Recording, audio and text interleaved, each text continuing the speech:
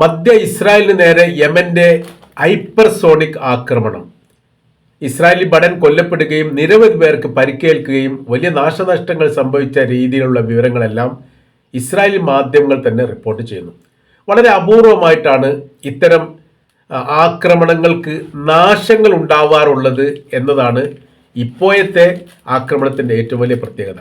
യമന്റെ തീമയിൽ Israel ഭടൻ കൊല്ലപ്പെടുകയും നിരവധി പേർക്ക് പരിക്ക് എന്ന തരത്തിലുള്ള ഹെഡിങ്ങോട് കൂടിയാണ് ഇന്നത്തെ പത്രങ്ങൾ പുറത്തിറങ്ങിയത്. ഇസ്രായേലിൽ പ്രതിരോധ സംവിധാനം അപ്പാടെ തകർന്നു. അതിശക്തമായിരിക്കുന്ന ആക്രമണത്തിന്റെ മുൻപിൽ നോക്കുകുത്തിയാകുന്ന ഒരു സ്ഥിതിയാണ് നിലവിലെ സാഹചര്യത്തിൽ അയൺ ഡോമിനും താഡ് സിസ്റ്റത്തിനും ഇസ്രായേലിന്റെ ഇസ്രായേലിൽ ഇപ്പോൾ അനുഭവിക്കുന്നത് എന്ന തരത്തിലാണ് ഈ പ്രതിരോധ സംവിധാനത്തെ വിമർശിച്ച് പോലും പത്രമീഡിയകൾ രംഗത്ത് വന്നത്. യമനിലെ കഴിഞ്ഞ ഏതാനും ദിവസം മുമ്പാണ് യമനെ കേന്ദ്രീകരിച്ച് യമന്റെ തലസ്ഥാനമായിരിക്കുന്ന സന കേന്ദ്രീകരിച്ചുകൊണ്ട് ഇസ്രായേലിന്റെ ആക്രമണം ഉണ്ടായത്. ആക്രമണത്തിൽ 6-ലധികം പേർ കൊല്ലപ്പെടുകയും വലിയ തീപിടുത്ത കാര്യങ്ങൾ ഉണ്ടായതായിരിക്കുന്ന റിപ്പോർട്ട് പുറത്തു വന്നതിനോടനുബന്ധിച്ച് ശക്തമായിരിക്കുന്ന തിരിച്ചടി ഉണ്ടാകും എന്നൊരു മുന്നറിയിപ്പ് യമന്റെ ഭാഗത്തു നിന്നുണ്ടാവുകയും അതിന് വല്ലാതൊന്നും വൈകാതെ ഹൈപ്പർസോണിക് മിസൈലിന്റെ ആക്രമണം ഉണ്ടാവുകയും ചെയ്തു. സൈറൺ മുഴങ്ങിയിട്ടില്ല എന്നുള്ളതും ഹൈപ്പർസോണിക് മിസൈൽ വരുന്ന സമയത്ത് വേണ്ട വിധം പ്രതിരോധ സംവിധാനങ്ങൾ പ്രവർത്തിക്കുന്നില്ല എന്ന് ഇതിന് മുൻപ് തന്നെ പരാതി ഉണ്ടായിരുന്നു. അത് യാഥാർത്ഥ്യമാണ് എന്നിപ്പോൾ സ്ഥിരീകരിച്ചിരിക്കുകയാണ്.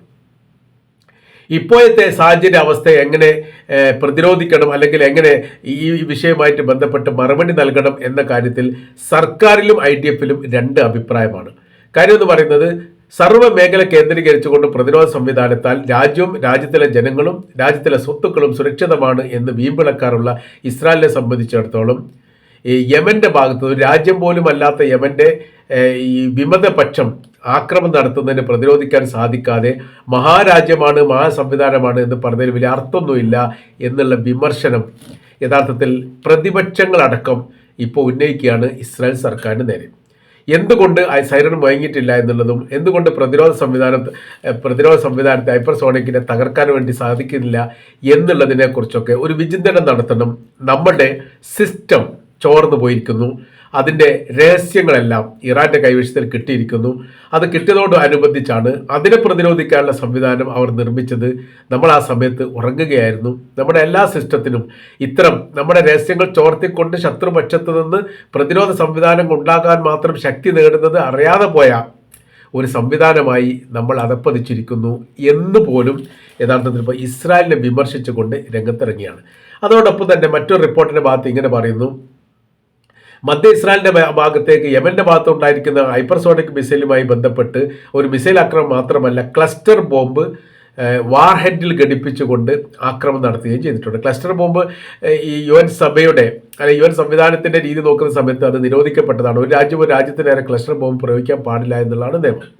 എന്നാൽ 2023 ഹമാസ് ആക്രമണത്തോടനുബന്ധിച്ച് പല ഘട്ടങ്ങളിലും ഇസ്രായേൽ ഗസക്കാർക്ക് നേരെ ഇത് പ്രയോഗിക്കുകയും വലിയ നാശങ്ങളും വലിയ നഷ്ടങ്ങളും വലിയ തീപിടുത്തങ്ങളും വലിയ മരണങ്ങളും റിപ്പോർട്ട് ചെയ്തിട്ടുണ്ട്. ക്ലസ്റ്റർ ബോംബ് എന്ന് പറയുന്ന സമയത്ത് ഒരു ബോംബിൻ്റെ സ്ഥലത്തേക്ക് ചെറിയ ചെറിയ ബോംബുകൾ ചെതറിത്തെറിക്കുന്ന ഒരു രീതിയാണ്. അതിശക്തമായിരിക്കുന്ന സ്ഫോടന ശബ്ദത്തോടു കൂടി പൊട്ടിത്തെറിച്ചുകൊണ്ട് നാശങ്ങൾ ഉണ്ടാക്കും എന്നുള്ളതാണ് ഇതിന് ഏറ്റവും വലിയ പ്രത്യേകത. ഇപ്പോൾ ഇസ്രായേൽ പ്രയോഗിച്ചത് അതാണ്.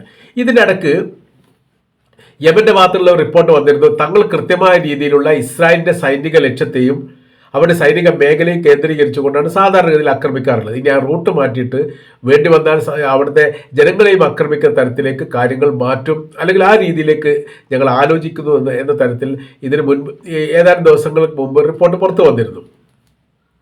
അതിനോട് പറയാനുള്ള പ്രധാനമായിരിക്കുന്ന കാര്യം എന്ന് പറയുന്നത് ഇസ്രായേലിന്റെ ഭാഗത്തുനിന്ന് ആക്രമണം യമന് നേരെ വരുന്ന സമയത്ത് അവർ കൃത്യമായ രീതിയിൽ ജനങ്ങൾ താമസിക്കുന്ന ഇടം നോക്കിയിട്ട് സാധാരണക്കാരുടെ നേരെയാണ് ആക്രമണം നടത്തുക. കാരണം അവർക്ക് മരണസംഖ്യ കൂടുതൽ കിട്ടണം എന്നുള്ള സമയത്താണ് അവർക്ക് വിജയം അവർ കണക്കാക്കുന്നത്. കൂടുതൽ പേർ മരണപ്പെട്ട് കഴിഞ്ഞാൽ തങ്ങളുടെ ലക്ഷ്യം വിജയിച്ചു എന്ന തരത്തിലുള്ള ഒരു ചിന്താധാരയാണ് യഥാർത്ഥത്തിൽ ഇസ്രായേലിനുള്ളത്. തങ്ങൾ സാധാരണക്കാരെ യമനെ സംബന്ധിച്ചിടത്തോളം സാധാരണക്കാരെ ലക്ഷ്യം വെക്കാതെ ശത്രുപക്ഷമായിരിക്കുന്ന സൈനികരെയും അവരുടെ സംവിധാനത്തെയും ലക്ഷ്യം വെച്ചുകൊണ്ടാണ് ആക്രമിക്കാറുള്ളത്. ഇനി അതല്ല, ഇനി രീതികൾക്ക് മാറ്റം വരും, ജനനിബിഡമായിരിക്കുന്ന പ്രദേശത്തെ ആക്രമിക്കില്ലെന്ന് നമുക്ക് കരാറൊന്നുമില്ല, അതുകൊണ്ട് തങ്ങളുടെ നേരെ ഏത് തരത്തിലാണോ ആക്രമണം നടത്തുന്നത് സമാനമായിരിക്കുന്ന സ്ഥിതിയിൽ തങ്ങൾ തിരിച്ചടിക്കും എന്നൊരു മുന്നറിയിപ്പ് കൂടി യഥാർത്ഥത്തിൽ ഇപ്പോൾ ഇവരുടെ ഭാഗത്തുനിന്ന് വന്നിരിക്കുകയാണ്. ഇത് വല്ലാത്ത മോശപ്പെട്ട ഒരു സാഹചര്യങ്ങൾ സൃഷ്ടിക്കുന്നുണ്ട് എന്നാണ് ഇസ്രായേലിനെ സംബന്ധിച്ചിടത്തോളം അവരുടെ അഭിപ്രായം. കാര്യം ഏത് തരത്തിൽ ഗസക്ക് നേരെ ആക്രമണം നടത്തിയാലും നമ്മൾ ഇപ്പോഴും വിജയിച്ചിട്ടില്ല. 2 വർഷമായി യുദ്ധം തുടങ്ങിയിട്ട് വിജയിച്ചിട്ടില്ല, പരാജയത്തിൽ തന്നെയാണ്. ഇപ്പോഴും നമ്മൾ പറയുന്ന കാര്യം അവരില്ലാതാക്കും, അവരാക്രമിക്കും, മധ്യ ഗസക്ക് പിടിച്ചെടുക്കും, കീഴടക്കും എന്നൊക്കെ പറയുന്നു. അപ്പോൾ മധ്യ ഗസ കഴിഞ്ഞ 2 വർഷമായിട്ടും കീഴടക്കിയിട്ടില്ല എന്ന് ഇസ്രായേൽ തന്നെ സമ്മതിക്കുകയാണ്. 60,000-ഓളം സൈനികരെ പുതുതായിട്ട് നിയമിച്ചുകൊണ്ടാണ് മധ്യ ഗസ പിടിച്ചെടുക്കാൻ വേണ്ടി ഇസ്രായേൽ ശ്രമിച്ചത്. അതോടുകൂടി ഡസൻ കണക്കിന് ഇസ്രായേൽ സൈനികർ കൊല്ലപ്പെട്ടു. അവരുടെ ടാങ്കുകളുടെ നഷ്ടം കൃത്യമായ രീതിയിൽ ഇപ്പോഴും പുറത്തു വന്നിട്ടില്ല. ഒരു ടാങ്കിൽ ഏറെക്കുറെ 4 സൈനികരെങ്കിലും ഉണ്ട് എന്നാണ് കണക്കാക്കുന്നത്. അങ്ങനെയെങ്കിൽ കഴിഞ്ഞ ഏതാനും ദിവസത്തെ അക്രമത്തോടനുബന്ധിച്ച് 6-ലധികം ടാങ്കുകൾ നശിക്കപ്പെട്ടിട്ടുണ്ട്. പൊട്ടിത്തെറിക്കുകയും മൈനിങ്ങിലൂടെയും അല്ലാത്ത രീതിയിലും അക്രമത്താൽ ഇല്ലാതായിട്ടുണ്ട് എന്നാണ് കണക്ക്. അങ്ങനെ ആ സമയത്ത് അത്രയും സൈനികരും കൊല്ലപ്പെട്ടിട്ടുണ്ട് എന്ന് കണക്കാക്കേണ്ടി വരും. ഇത് ഇസ്രായേൽ സ്ഥിരീകരിച്ചിട്ടില്ല. ഇസ്രായേലിനെ സംബന്ധിച്ചിടത്തോളം യുദ്ധത്തിൽ വലിയ തന്ത്രം പ്രയോഗിക്കുന്ന രാജ്യമാണ് ഇസ്രായേലും അമേരിക്കയും യൂറോപ്യൻ രാജ്യങ്ങളൊക്കെ. സൈനികർ കൊല്ലപ്പെടുകയോ അവരെ പിടികൂടപ്പെടുകയോ അവർക്ക് എന്തെങ്കിലും നാശങ്ങളോ നഷ്ടങ്ങളോ ഉണ്ടാവുകയാണെങ്കിൽ അത് ലോകത്തോട് വിളിച്ചു പറയാതെ അതോടൊപ്പം തന്നെ സൈനികരും അറിയാതെ ഒപ്പിക്കുക എന്നുള്ളത് അവരുടെ രീതിയാണ്. ഗസയുടെ ഭാഗങ്ങളെ പല ഘട്ടങ്ങളിലും അവർ പ്രയോഗിക്കാറുള്ളത് ആ തന്ത്രമാണ്. കൂടെയുള്ള സൈനികർ മരണപ്പെട്ടു പോയാൽ പോലും യഥാർത്ഥത്തിൽ തൊട്ടടുത്തുള്ളവൻ അറിയാത്ത രീതിയിലുള്ള സംവിധാനം ഒരുക്കും. അത് യുദ്ധത്തെ ബാധിക്കാതിരിക്കാൻ തന്ത്രപരമായിരിക്കുന്ന ചില നീക്കുപോക്കൾ നടക്കുന്നതിൻ്റെ ഭാഗമാണ് എന്ന് നമുക്ക് വിലയിരുത്താൻ പറ്റും. ഇപ്പോഴത്തെ സ്ഥിതികൾ സങ്കീർണമാണ്. ചെങ്കടലിനെ കേന്ദ്രീകരിച്ചുകൊണ്ടാണ്, ചെങ്കടൽ ആകാശം ഉപയോഗിച്ചുകൊണ്ടാണ് യമൻ ഈ മിസൈൽ ആക്രമണം നടത്തുന്നത് എന്നുള്ളത്, ഹൈപ്പർസോണിക് വിടുന്നത് എന്നുള്ളത് ഏറെക്കുറെ ബോധ്യമായിരിക്കുന്നു. എന്നാൽ അതിർത്തി കേന്ദ്രീകരിച്ചുകൊണ്ട് വലിയ നിരീക്ഷണ സംവിധാനങ്ങളും ക്യാമറകളും റഡാർ അടക്കമുള്ള സംവിധാനം എല്ലാം ഇസ്രായേലിലുണ്ട്. എന്നിട്ട് അതിൽ കുടുങ്ങാത്ത രീതിയിലും അതറിയാത്ത രീതിയിലും കൃത്യമായ രീതിയിൽ ഈ യമന് ഇസ്രായേലിനെ ആക്രമിക്കാൻ സാധിക്കുകയും അതേപോലെ തന്നെ അവർ ഉദ്ദേശിക്കുന്ന തരത്തിൽ ലക്ഷ്യത്തിൽ വീണുകൊണ്ട് നാശനഷ്ടങ്ങൾ ഉണ്ടാക്കാൻ സാധിക്കുന്നതിൻ്റെ തന്ത്രങ്ങൾ എന്താണ് അവർ ഉപയോഗിക്കുന്നത് എന്നതിനെക്കുറിച്ച് ഇപ്പോഴും കൃത്യമായിട്ടില്ല.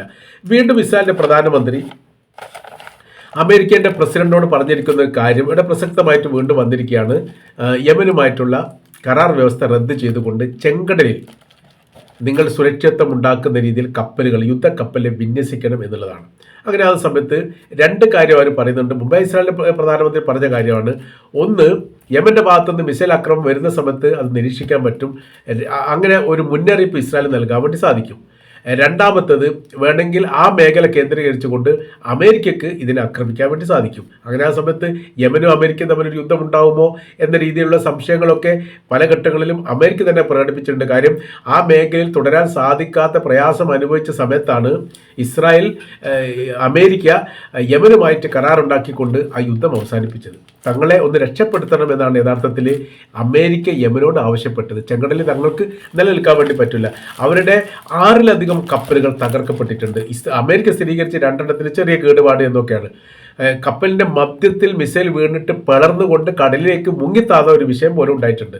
അത് ഏറ്റവും വലിയ കപ്പൽ, അമേരിക്കയെ സംബന്ധിച്ചിടത്തോളം അവിടെ ഏറ്റവും പടക്കപ്പൽ, യുദ്ധക്കപ്പൽ എന്ന് പറയുന്ന സമയത്ത് 4 എണ്ണമാണ്. അതിൽ 2 എണ്ണം ഒന്ന് മുങ്ങിപ്പോയിട്ടുണ്ട് എന്ന് പറയുന്നു, ഒന്ന് ഏറെക്കുറെ തകർന്നിട്ടുണ്ട് എന്നും പറയുന്നു.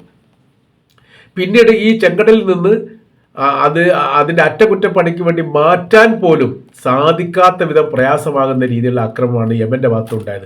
അങ്ങനത്തെ വലിയ പ്രയാസമുണ്ട്. ഇപ്പോഴത്തെ സ്ഥിതി എന്ന് പറഞ്ഞാൽ ഇസ്രായേലിനെ സംബന്ധിച്ചിടത്തോളം അത്യന്തം ഗൗരവപരമായിരിക്കുന്ന ഒരു വിഷയത്തിലേക്ക് യമൻ ഇപ്പോൾ അവരെ കൊണ്ട് എത്തിച്ചിരിക്കുകയാണ്. ഏത് സമയത്തും ഏത് നിമിഷത്തിലും നിങ്ങൾക്ക് തങ്ങളുടെ ആക്രമണം പ്രതീക്ഷിക്കാം. തീർച്ചയായിട്ടും ഞങ്ങൾ തിരിച്ചടിക്കുക തന്നെ ചെയ്യും, അതിൽ യാതൊരു വിട്ടുവീഴ്ചയുമില്ല എന്നുള്ള കാര്യം യമൻ തുറന്നു തന്നെ പറഞ്ഞിരിക്കുകയാണ്. അതോടൊപ്പം അവരുടെ മറ്റൊരു വിഷയം എന്ന് പറയുന്നത്, രാത്രിയെന്നോ പകലെന്നോ വ്യത്യാസമില്ലാത്ത വിധം ആക്രമിക്കുമെന്ന് മുൻപ് പറഞ്ഞു വെച്ചതിൻ്റെ തുടർച്ചയാണ്.